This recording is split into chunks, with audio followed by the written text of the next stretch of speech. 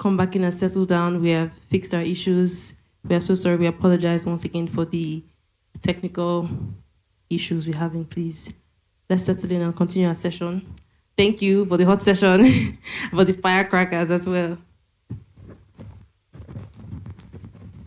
Okay. Thank you, Jessica. So where did we leave off? Logistics. Yeah. Okay. So do you want to wrap up the point on logistics in 30 seconds before we move to the next question? Yeah. Okay. Yes. So, I mean, let me just summarize. I've spoken about inclusion. I've spoken about education. One very important part that we could put there is we could really begin to look at how we can get societies involved in these activities, in preserving our ecosystems, improving their lives, and transforming the way they look at their business, their lives. And one way to do that will be to incentivize people that have become collaborative and have become less destructive or non-destructive. Incentivizing such people would take, of course, collaborations from different organizations, the government, and all of that. I mean,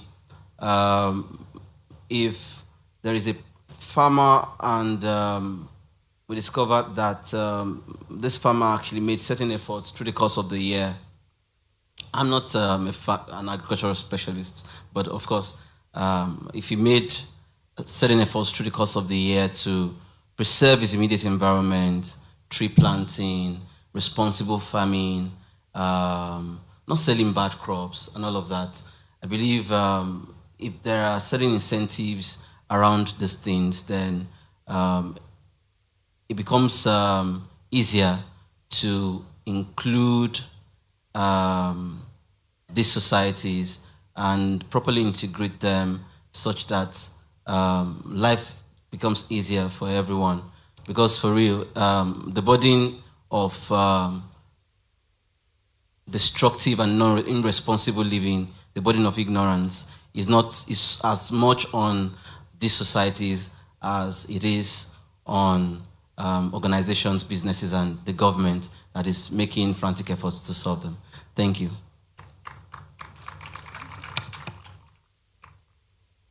Thank you, Olumide. So today, when we talk about smallholder farmers and insurance companies, right?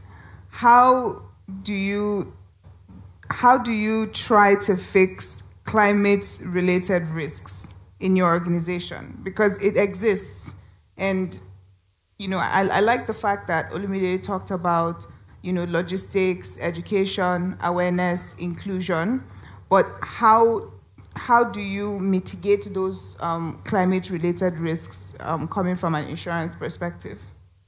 So, Leadway cannot make the rain to stop falling. We cannot tell the drought not to come. So what we do for the farmer is to hedge against it, right? So we are saying at Leadway that if you're a farmer and you're going to plant your 10 hectares of rice, come and insure it with us. So that in case of these uncertainties, these eventualities, things that you don't have control over, I am able to compensate you. All right? Because if you take loan from Mr. Olumide to plant 10 hectares of rice and you lose the whole farm to flooding, you're not able to go, you're not able to pay back, and you're not able to go back to take another loan again. So it makes you less credit worthy. All right? So what insurance is doing is a fallback mechanism for small-scale farmers. And at Leadway, it is a priority for us because it is not just, we are looking at it, it's not just, agricultural insurance is not just like insurance. It has become like a social work, all right? Part of Leadway's obligation to contribute to the food security of the nation. There were times ThriveAgric were insuring up to 50,000 small-scale farmers, 75,000, 55,000. Same from some other aggregators or middlemen, people that are, bringing the farmers to the financial institution to make them creditworthy, have access to inputs and all of that. So at Leadway, we have insurance products across all the entire value chain. Primary production, people that are doing their crops, people that have poultry, people that are into fish farming, people that are into just aggregating commodities, transport them all the way from Maiduguri to Lagos to sell. You have the risk of accident on the road, risk of robbery, and all of that. So these are the insurance packages we have at Leadway for every farmer, for every value chain player. So there are people that are just interested in just hoarding the goods in the warehouse to make sure when there is no longer glut in the market, he can push it into the market. So you have insurance against burglary. You have insurance against fire and special peril. I'm not sure if the owner of this market has a fire and special peril insurance. So God forbid, So in case of fire, are you able to go back to where you were before the loss? So we are advising, don't see premium as a burden. See it as you transferring your risk, your burden to an entity to bear. In this case, Leadway. All right. So that's what we do for farmers, and in the end, it makes them able to go back to the bank and get loans, go back to the field and keep producing for the nation. Because if every year, for example, 2022, 2021, there was a lot of flooding. So all the farmers that were affected these 2 years, if there is no fallback mechanism, they can't come back to produce again because nobody's going to give them any credits any longer. All right? So we need to keep them in the field. That is why agric insurance is very important. Thank you.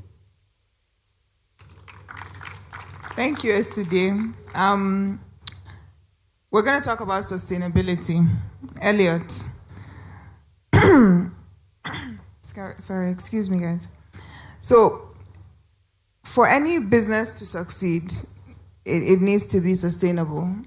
For any business to last, and I know that sustainability is a huge part of Providus Bank's mandates, their vision, your core values, etc. How do you then leverage technology to ensure for your customers, by the way, and in specific terms for customers in the agro sector, how do they build sustainably with you, and what technological advances have you made to ensure that that happens for them? Thank you. I will take the question on the products that we've actually deployed to address sustainability.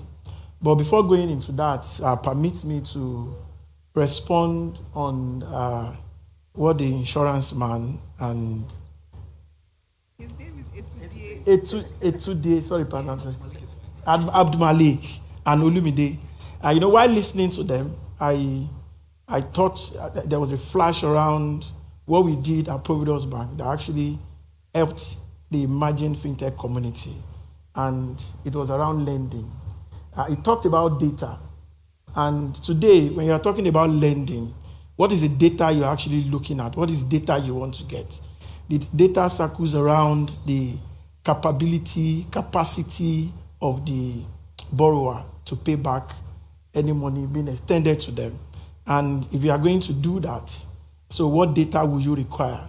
And he mentioned around banks asking you for your statement of account, history of transactions, and these and many others are the data that will be required. And also, there's something that is very critical in lending. It's called collateral, because you should pledge something to cover whatever loan your bank is going to give to you. But that was tough lending to fintech because they don't have collateral. They have intellectual property, and that is what they will present to you. They have hopes that if you do this, if you develop this solution, if you develop, there's 1,000 markets, you see 1 million we can acquire, they have data, they talk around it. The data may not be, so that is what we saw, but we looked at it what is a journey into this? For some that could go outside the shore of the country to raise capital, it was easy for them. For those that stay within here, it was difficult for the bank to find a way to lend. So we sat with them. We use this data analysis to lend to what they want to achieve. Yeah. And in advance, and that actually helped. Not only helping the bank, we're not looking at recouping, it helped them to develop more solutions. It helped them to scale. It helped them to solve. So it was tough lending. And the data that we use, that's part of the technology to develop that. Also now, because we had experience in that with the fintech, now the creative community is coming up. And it's big, it's huge. You see these guys, they are online, they are creating content, they are doing videos, and you like it. They are earning their money. But they also need funding. They need finances to do more, to scale. Today, our entertainment, you may be looking at what are we, entertainment is now, creative economy is now the new oil industry. It's difficult to do oil and gas. But these guys everywhere and everywhere, you see people. Someone forwarded to me after there was a match during the Africa, they were playing Nigerian music, and people were dancing to it. And I Googled, I researched on it, and I saw the likes that the stadium gross playing that music alone at that period, and people that liked it. These are data that will enable lending to such community and how to help them. So it will continue to evolve. They don't have collateral. We build it around what they can do, and then we'll go. So going back to my question around, I'm sorry, I've taken your time, right? Around the sustainability, Providence Bank is known for innovation. And you can say that, you can take that to the bank. You can even bring it to Providence Bank to collect money. We are known for innovation. If you are following our page, you will see that we launched a product during the week on Tuesday. We launched a new Amphi card. We all know what card is used for. A debit card is known. Some people even know it as ATM card. The only use they know for is take it to ATM to withdraw, but it's a debit card.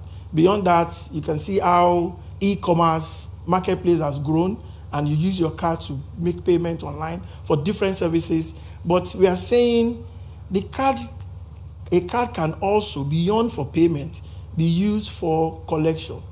So what did we do? On that card today, we have a QR code. You know the capital outlay, before what we deploy is POS. POS is everywhere. And the cost of maintaining POS, but with an ordinary card, you can have a QR code on it that you can scan. And when this QR code is scanned, it revealed a page, a payment page for you to make payment. And on this payment, you can also use card to make payment. You can use pay with transfer to make payment. So these and many other innovations are the things we've done to help the market. I've not mentioned our soft POS. Many will have seen our soft POS. We developed a soft POS that you can do tap to pay. You tap your card, the POS when cashless started, and we're looking for demand to send to help the product to send to help cashless. It was POS, and you insert your card to make payment. But now the card is gone beyond inserting into the POS to read your data. You can tap. So now we've turned your phones, you just downloaded the Providence Bank soft POS, and on the soft POS, you tap your card to receive payments. Most of the cards you are carrying today are contactless cards. What do you see on them? You see that, like that Wi-Fi logo, that contact, it is for you to tap the card. And beyond that, you know what we've done? And I was happy when I was like looking at our product. Sula mentioned to me how we enjoyed our card, our tokenization product on the phone. Where did you travel to again? I don't need to expose you. It was outside the shore of Nigeria, because we have tokenized your card. We have a product today that you tokenize your card on the phone. You don't even need to bring out your card to make payments. You tap your phone. When you launch the solution, you tap your phone on the devices and you make payments. These and many other solutions are products that Providence Bank have actually deployed to actually help sustainability. Let me touch on education. You mentioned education. I wanted to actually talk on that. And on that education, we realize that also to grow SME, one of our focus is to be top 3 in SME banking. And SME is tough. SME is also tough. How do you lend to SME? We realize that before lending to them, we need to train them. So today we have a partnership with EDC and Lagos Business School, like you did for your TAP. We seek for SMEs. 30 seconds. We seek for SMEs. We train them. We train them on basic needs to run their business. Cash management, inventory management, and after training them, we see what it will learn to them. So education is also key, actually, in maintaining sustainability when product is launched. Thank you. You've taken up everybody's time. Are you happy with yourself? Apologies. Okay, so I want to ask for a volunteer from one of the ThriveAgric team because we'd like to open the floor for questions. So we'll take one question for each speaker. And if you have a question, please raise your hand. One of the team members will come to you. And your question has to be literally 10 seconds long.